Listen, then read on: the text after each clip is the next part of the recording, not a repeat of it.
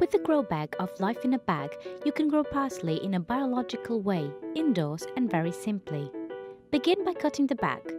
Inside, you will find the soil, the seeds, and the expanded clay. Follow the instructions on the back of the grow bag and begin your journey. Cover the clay balls with soil.